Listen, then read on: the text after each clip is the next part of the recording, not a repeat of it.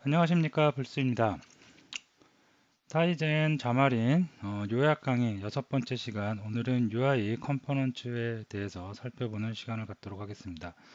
자, 우리가 지난 시간까지 레이아웃에 대해서 살펴봤는데요.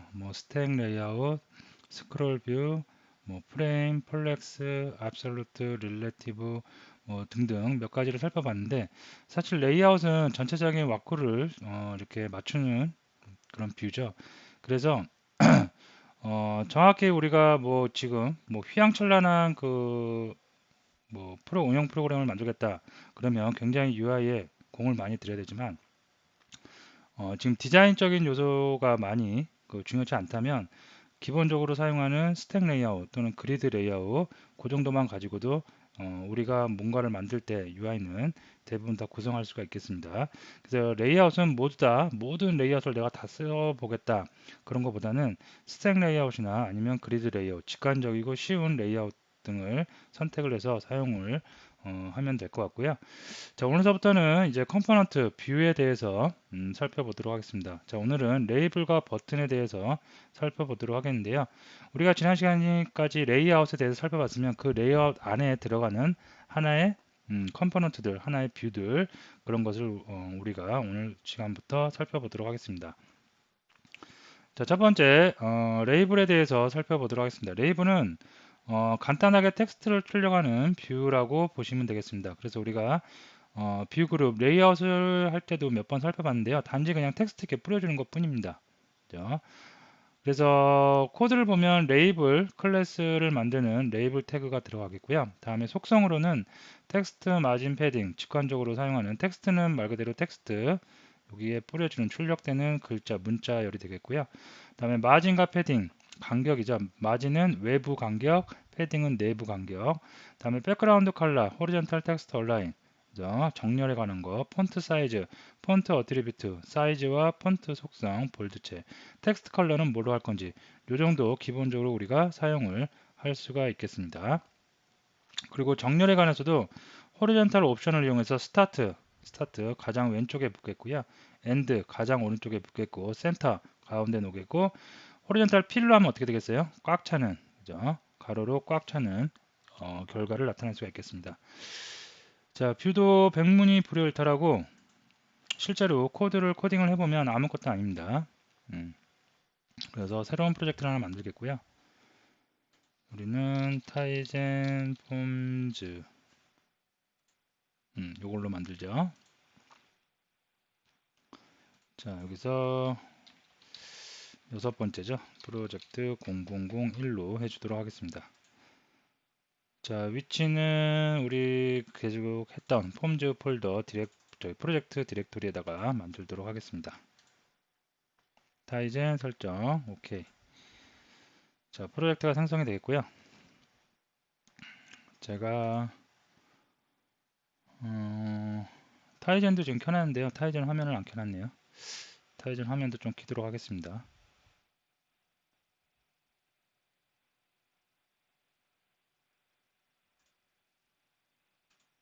됐고요. 타이젠 화면 보이고요.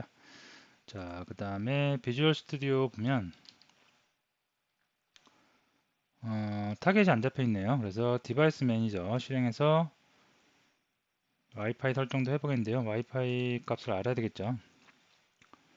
설정, 세팅에 들어가서 와이파이가 어떻게 되어 있는지 보도록 하겠습니다. 6번에 붙어 있겠고요. 디바이스 매니저에 6번 맞네요. 자, 커넥션 온으로 해서 켜도록 하겠습니다. 자, 디바이스 올라오고요. 디바이스 비주얼 스튜디오에서 잡혔습니다. 자, 이 상태도 좀 정리를 하면 필요 없는 것 닫아버리고요. 자, 레이블을 먼저 살펴보기 위해서 새로운 컨텐츠 페이지를 추가를 해보도록 하겠습니다. 컨텐츠 페이지 이름은 뭘로 할까요? 레이블 EX로 쓰도록 하겠습니다.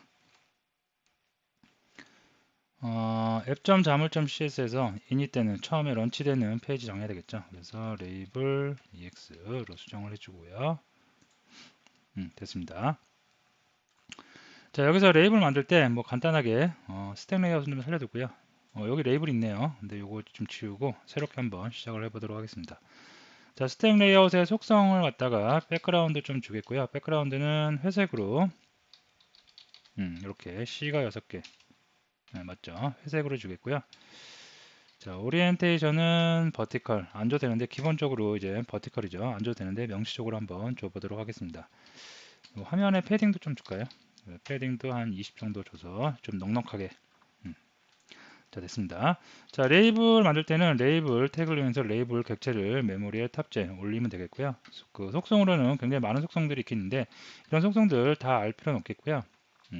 텍스트 먼저 레이블에 먼저 그 출력이 되는 텍스트는 나는 뭘로 하겠다. 레이블 01로 한번 해보도록 하겠습니다. 그 다음에 마진이라는 속성도 있어요. 레이블의 바깥쪽 여백이죠. 그래서 한 30 정도 줘보겠고요. 자, 마진하고 항상 같이 다니는 녀석 패딩이 있겠죠. 아이고. 예, 패딩도 한 10 정도 줘보도록 하겠습니다. 자, 다음에 백그라운드 컬러도 한번 줘보도록 하는데요. 노란색을 한번 줘볼게요. RGB니까 빨간색과 녹색이 합치면 노란색이 나올 수가 있겠죠. 자, 다음에 정렬 같은 거, 호리젠탈 옵션, 호리젠탈 텍스트 얼라인 먼저 해볼까요? 호리젠탈 텍스트 얼라인, 텍스트, 글자, 출력되는 글자를 정렬을 어떻게 하겠냐? 처음에 놓겠느냐, 끝에 놓겠느냐, 센터에 놓겠느냐. 자, 센터에 한번 놔보도록 하겠고요. 자, 폰트 사이즈도 결정할 수가 있겠습니다. 폰트 사이즈 좀 크게 한번 해보도록 하겠습니다. 자, 다음 폰트 어트리뷰트, 볼드체냐, 이탈릭체냐, 볼드체로 한번 해보겠고요. 텍스트 컬러도 정할 수 있어요. 텍스트 컬러 빨간색으로 한번 눈에 확 띄게 빨간색으로 이렇게 설정을 한번 해보도록 하겠습니다. 예, 됐습니다. 다 됐고요. 여기서 이제 마침 태그 있어야 되겠네요. 됐죠. 자, 컨트롤 F4 눌러서 실제로 타겟에 빌드를 해서 타겟에 탑재를 해보도록 하겠습니다.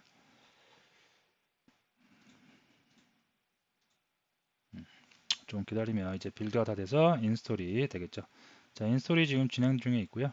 조금만 기다리면 탑재가 될 듯 합니다. 됐죠.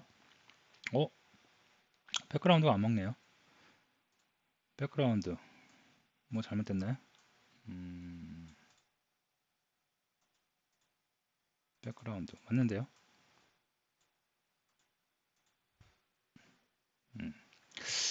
이게 타이젠 특성일 수도 있고요. 이거 보면 이제 먹네요. 렌더링이 좀 늦게 된 거네요. 그래서 밑에 회색도 이제 됐고요. 렌더링이 조금씩 느리게 되는 거 그런 현상이 있겠죠. 어쨌든 레이블은 이렇게 내가 글자를 간단하게 출력하고 싶다 그러면 가장 만만한 뷰가 레이블이라는 거 알아두시면 되겠습니다. 자, 이걸 했는데 이거 좀 주석 처리해주고요. 레이블의 좀 속성, 레이블을 이용할 때 우리가 알면 좋을 만한 속성 몇 가지 더 알아보도록 하겠습니다. 자, 레이블 한번 객체를 만들어 주겠고요. 텍스트 해서 레이블 01로 해주도록 하겠습니다. 자, 패딩 좀 줘보겠는데요. 패딩 10 정도 줘보겠고요. 자, 백그라운드 컬러 노란색으로 주겠고요. 자, 호리전탈 옵션이 있는데요. 이거를 스타트로 한번 줘볼게요. 이렇게 그러면 텍스트 호리전탈 그 텍스트에 대한 정렬이 아니라 뭐에 레이블 자체에 대한 정렬입니다. 그래서 가장 왼쪽에 스타트에서 붙을 수가 있겠고요. 이렇게. 자, 이거 좀 코드 재활용해서 몇 개 더 만들어 보도록 하겠습니다. 자, 2번, 3번 이렇게 해서 이거는 호리전탈 옵션을 갖다가 어떻게 and 그 다음에 뭐 센터도 해볼까요? 스타트 엔드 했으면 센터도 있겠죠. 이렇게 자, 하나만 더 해볼까요? 이렇게 해서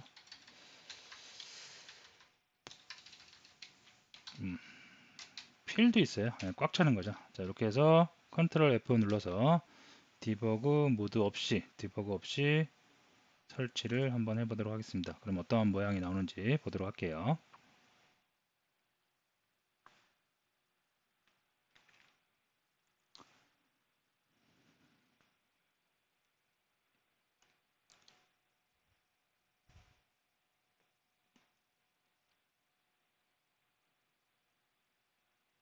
되겠죠. 그래서 스타트면 가장 왼쪽에 붙는 거고요. 그 다음에 엔드 가장 오른쪽에 붙고요. 센터니까 가운데 붙고요.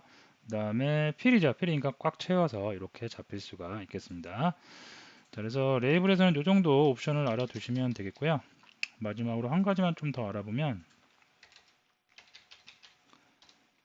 아이고,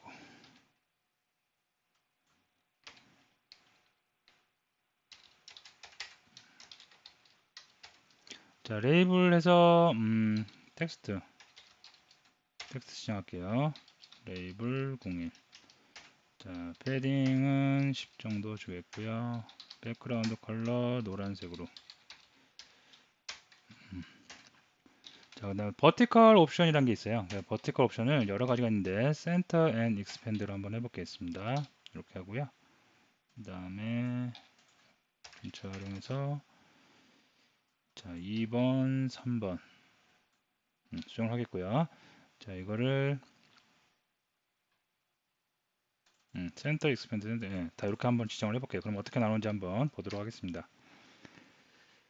가운데고 이제 확장을 하는 거예요. 그래서 가운데 정렬을 하는데 확장해서 면적을 크게 잡을 수가 있겠습니다. 자, 보면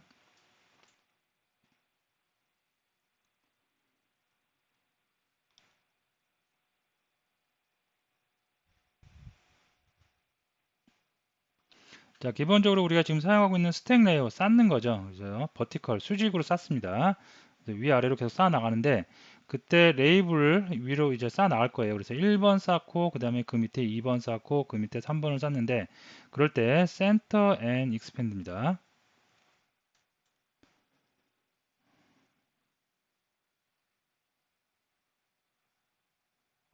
예, 이렇게 하면은 쌓을 때 어떻게 확장하는 거예요. 확장. 그죠? 그래서 하는데 요 면적을 지금 요만큼 요게 레이블 1번에 센터 잡은 거고요. 그 다음에 여기서 해서 요만큼을 갖다가 또 그 두 번째 녀석이 잡아서 거기에 센터를 잡혔고요. 그 다음에 요만큼 잡아서 그 센터를 잡았습니다. 센터를 잡은 다음에 어떻게 확장시켜요. 익스펜드로. 그래서 이게 버티컬 옵션 센터 앤 익스펜드를 줬을 때 모양입니다. 자, 장표로 좀 돌아와 보면 센터 앤 익스펜드 이렇게 나오고요. 나는 이렇게 가로로 확장하고 싶어요. 그러면 호리전털 옵션을 센터 앤 익스펜드를 주면 이렇게 가로로 되면서 위아래로 확장된 모습을 나타낼 수도 있겠습니다. 자, 이건 여러분이 직접 한번 해보시기 바라고요. 자, 다음에 이제 버튼으로 한번 넘어가 보도록 하겠습니다. 버튼 우리가 여러분들이 아마 그 작업을 하면서 가장 많이 쓰는 뷰가 버튼이 아닐까 생각이 되는데요. 버튼 UI를 만드는 건 레이블을 만드는 거와 거의 비슷하고 굉장히 쉽습니다. 근데 중요한 거는 버튼이란 거는 역할이 있죠. 무슨 역할? 어떤 이벤트를 발생시키는 가장 중요한 역할이 있습니다. 그래서 버튼 UI를 만들고 나서 버튼을 클릭할 때 이벤트가 날아가겠죠. 그래서 이벤트가 발생을 하면 그 이벤트를 받는 우리는 뭐 콜백, 핸들러를 리스너를 만들어줘야 되겠죠. 그래서 그 리스너까지 만들고 리스너에서는 어떻게 처리하는지까지 한번 살펴보도록 하겠습니다. 뷰가 방금 말씀드렸듯이 여러분들이 가장 많이 쓰이는 뷰가 아닐까 생각이 되기 때문에 사용 방법이 어렵진 않아요. 어렵지 않기 때문에 집중해서 들으시면 되겠습니다. 자, 그래서 일단 비주얼 스튜디오 한번 가보도록 할게요. 그래서 비주얼 스튜디오 가서 자, 버튼에 관련된 컨텐츠 페이지를 하나 더 만들어 주도록 하겠습니다. 여기다가 buttonex라고 해서 만들어 주겠고요. 자, 레이블은 필요 없고요. 그 다음에 앱점잠을 요거 버튼으로 수정을 해줘야 되겠죠. 됐습니다. 자, 버튼을 만드는 거 굉장히 쉬워요. 스택 레이아웃에다 그냥 이용을 하도록 하겠습니다. 자, 스택 레이아웃에다 하는데 너무 빡빡하죠. 그래서 패딩 한 20 정도 주고 시작할까요? 여기 페이지에다가도 좀 줄게요. 패딩 20. 네, 됐습니다. 자, 버튼 레이블과 똑같게 버튼 태그를 이용하면 버튼 클래스가 객체를 바로 생성을 해줍니다.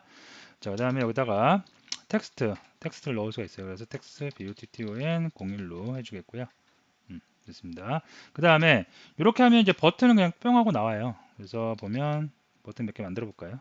2번, 3번 이렇게 해서 필요한 만큼 내가 버튼을 태그를 이용하면 버튼 객체는 바로바로 뿅뿅뿅 나올 수가 있겠습니다.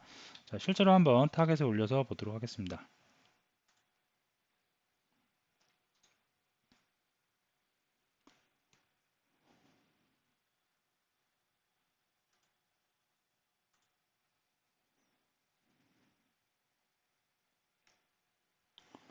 네, 됐죠. 그래서 버튼이 지금 이렇게 나온 것을 우리가 쉽게 볼 수가 있겠습니다. 됐죠. 자, 근데 버튼은 아까 말씀드렸듯이 여기서 이렇게 하면 이제 터치를 했을 때 여기 터치가 돼요. 실제로. 터치가 되는데 중요한 거는 버튼을 만드는 거가 중요한 게 아니라 이렇게 터치했을 때 뭔가 이벤트가 발생을 하죠. 그래서 이벤트가 올라오면 그 이벤트를 듣고 있는 녀석, 리스너, 보통 우리가 핸들러라고 하죠.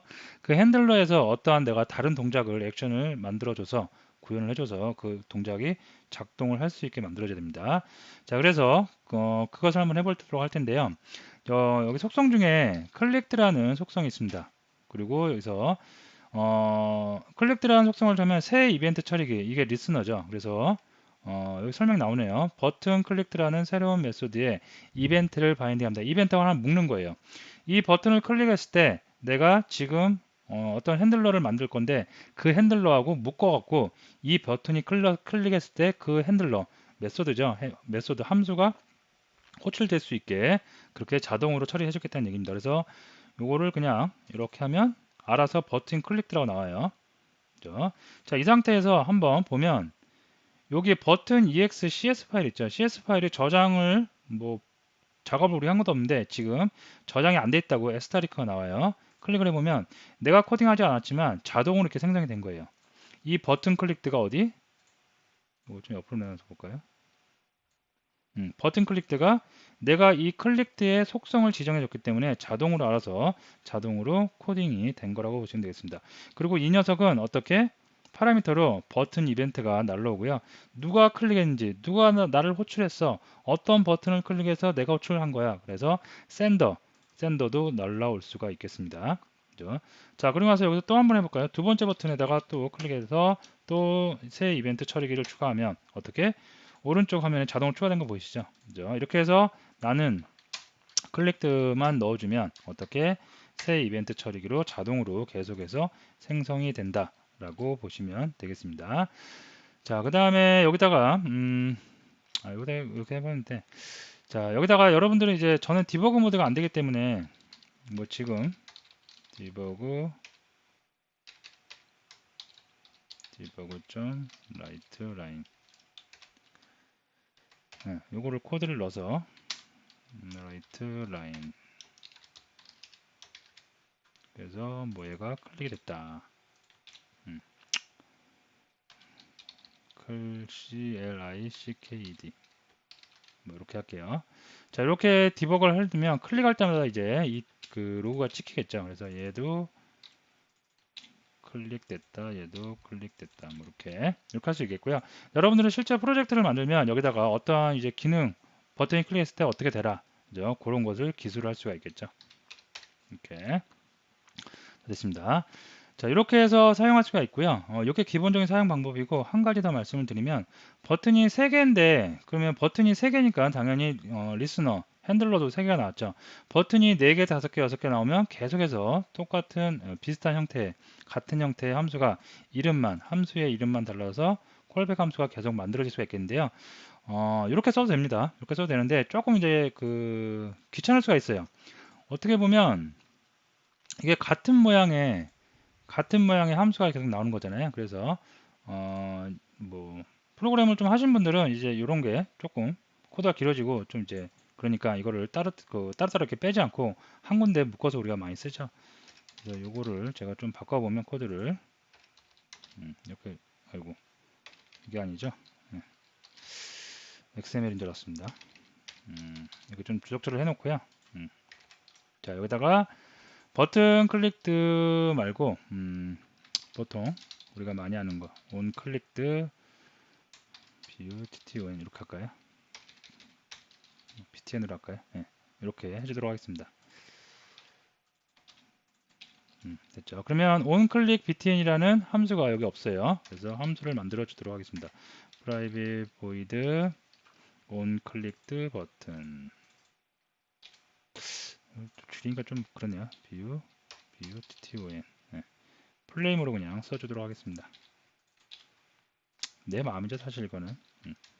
자, 다음에 파라미터 그대로 똑같은 형태로 받는 거예요. 그냥 이렇게 파라미터 받고요. 이벤트와 샌더 누가 나를 호출했어, 그죠? 요즘에 뭐 트로트 중에 네가 왜 거기서 나와? 그거 비슷한 거죠. 누가 나를 호출해서 내가 여기 왔느냐, 호출이 됐느냐, 그걸 따지는 거겠죠. 자, 이렇게 보는데, 자, 이렇게 보면, 버튼이 3개인데, 3개 클릭했을 때 다 얘가 호출돼요. 그럼 이 안에서는 샌더, 나를 호출한 게 버튼 1번이냐, 버튼 2번이냐, 버튼 3번이냐 구분을 해야겠죠. 그래서 id 값을 가지고 구분할 수가 있겠는데요. 변수를 하나 만들어 줄게요. 그래서 btn id는 자, 샌더에서 가져오면 됩니다. 근데 샌더에서 가져오는데 얘가 타입이 버튼 타입이 아니에요, 지금. 그래서 버튼으로 한번 캐스팅을 해주겠고요. 여기에서 이제 통째로 묶어서 버튼.id를 갖고 올 수가 있습니다. 나를 호출해준 녀석이 누구인지 그 녀석의 아이디를 가져온 거예요. 자, 그러면 버튼에서는 이제 아이디를 가지고 따질 수가 있겠는데, 자, 만약에 버튼의 아이디가 뭐뭐이면 어떻게 해라. 그죠? 이거면 버튼 1번이 클릭했다. 그 다음에 뭐 어떤 거면 버튼 2번이 클릭했다. 이렇게 해야 되는데 그러면 이 버튼마다 아이디를 지정해 줘야 되겠죠. 그래서 아이디를 지정할 때는 x땡 name이라는 속성을 이용해서 지정을 할 수가 있겠습니다. 그래서 이거를 지정을 해서 뭐 btn01 이렇게 줄까요? 네, 이렇게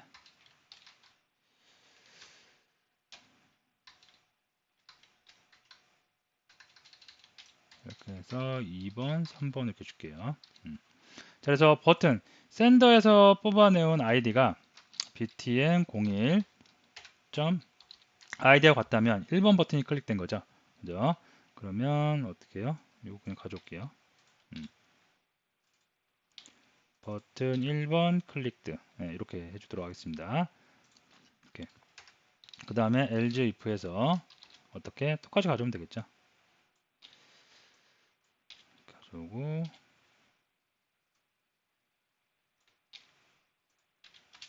이렇게. 자, 해서 2번 버튼의 아이디, 3번 버튼의 아이디 각각 다 가져오면 되겠습니다. 이렇게. 이게 왜 에러가 날까요? 지금 여기서.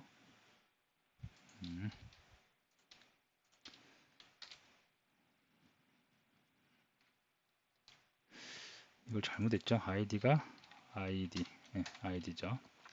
자동 완성 기능을 좀 따랐어야 되는데 제가 경솔했네요. 아이디 이렇게. 자, 이렇게 하면 이제 함수 하나로 다 이 안에서 이제 분기 태우면서 처리할 수 있겠죠. 그래서 이렇게 따로따로 나눠서 하셔도 되고요. 이렇게 아이디를 뽑아내서 하나로 코드가 길어진 경우에는 코드 판독하는데 스크롤이 막 많이 내려가니까 한 군데 다 몰아서 집중화 시킬 수도 있겠습니다. 이렇게. 자, 여기서 저는 뭐 디버그가 지금 모드가 안 되니까 저는 확인해 볼 수 있는데 여러분들은 디버그 모드가 그 들어있는 걸 배포한다고 그러니까 그걸 이용해서 확인하면 될 것 같고요. 저는 디버그 안 되니까 이거 한번 해볼까요? 이거 될지 모르겠는데 디스플레이 알럿이 있어요. 디스플레이 알럿으로 한번 해보도록 하겠습니다. 그래서 button 될지 안 될지 모르겠는데요. 이렇게 하고 button 01 언더바 CLICK 클릭드 이렇게 할까요? 개행 한번 해주고 플러스 btn01.id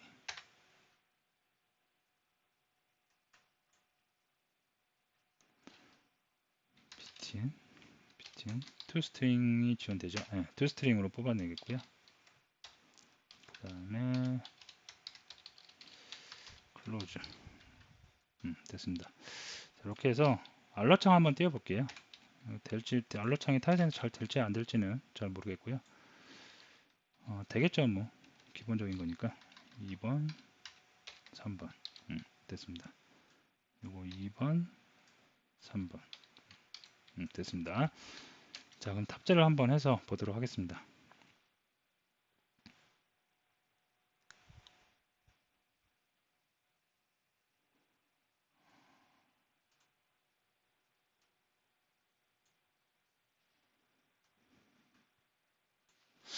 자, 렌더링 다 될 때까지 좀 기다릴게요.